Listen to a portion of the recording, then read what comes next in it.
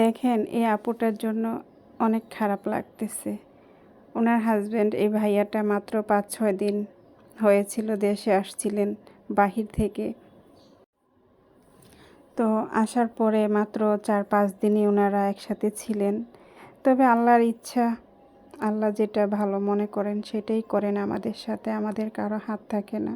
তবে অনেক খারাপ লাগতেছে আপুর জন্য আর ছেলেগুলার জন্য। উনি সবসময়, আপুটা কিন্তু সবসময় ওনার ছেলেদেরকে নিয়ে খুব সুন্দর সুন্দর ভিডিও বানাতেন। আপুটার 2টা ছেলে। তো আপুর পরিবারের জন্য সবাই দোয়া করবেন। সবার কাছে দোয়া চেয়ে নিচ্ছি আপুটার জন্য। আসলে আপুটার মনের অবস্থা কেমন এটা আমরা নারী হিসাবে আমাদের থেকে ভালো কেউ জানে না। আল্লাহ যেন ওনার স্বামীকে, ভাইয়াকে ব্যস্ত নসিব দান করেন, এটাই দোয়া করবো আল্লাহর কাছে। আর ছেলেগুলাকে যেন খুব ভালো একজন মানুষ হিসাবে পরিচিতি দেন এই পৃথিবীতে। আর তার মাকে নিয়ে যেন তারা 2 ভাই খুব সুন্দরভাবে জীবনযাপন করতে পারে, সেই দোয়াটাই আমরা করব ওনার জন্য। আর আপুর জন্য আসলে কিছু বলার নেই। আসলে প্রবাসীদের জীবনটাই মনে হয় এরকম।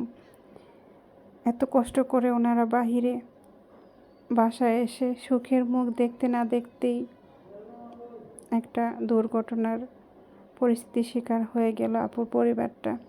আসলে আপুর পরিবারের জন্য কিছুই করার নেই আমাদের, শুধু দোয়া ছাড়া। দোয়াটাই করতে পারবো, আর কিছু। আমি এই আপুটার অনেক ভিডিও দেখি, ফেসবুকে বলেন আর টিকটকে বলেন। আসলে অনেক ভালো লাগে। ভাইয়াকে যখন প্রথম দিন আপু রিসিভ করতে গিয়েছিলেন এয়ারপোর্টে, অনেক মানুষ কিন্তু অনেক কথা বলেছিলেন আপুকে যে আপনার হাজবেন্ড কোথায়, আপনার সাথে কি ছাড়াছাড়ি হয়ে গেছে নাকি মরে গেছে।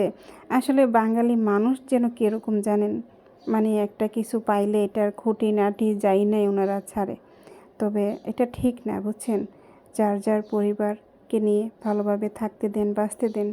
মানুষের খুঁটিনাটি বিষয়গুলো আপনারা জানার চেষ্টা করেন না, ঠিক আছে। যখন জানানোর প্রয়োজন মনে করে ওনারা নিজেরাই জানাবে, কেন আপনাদের এত আগ্রহ। তো আপুর জন্য দোয়া চেয়ে নিচ্ছি সবার কাছ থেকে। আপুর জন্য দোয়া করবেন, আপুর হাজব্যান্ডের জন্য দোয়া করবেন। আল্লাহ যেন ওই মানুষটাকে জান্নাতুল ফেরদৌস দান করেন। আর ছেলেরা যেন খুব ভালো মানুষ হয়, মায়ের দুঃখ কষ্ট যেন ছেলেরা দূর করতে পারে, মাকে যেন বুঝতে পারে, সেই দোয়াটাই চেয়ে নেব সবার কাছে। তো সবাই ভালো থাকবেন, সুস্থ থাকবেন। আর সবাইকে ইফতারের দাওয়াত দিয়ে দিলাম। সবার জীবনের রোজাগুলো খুব ভালো কাটুক। সবাইকে আল্লাহ যেন 30টা রোজা রাখার তৌফিক দান করেন, এটাই দোয়া করব।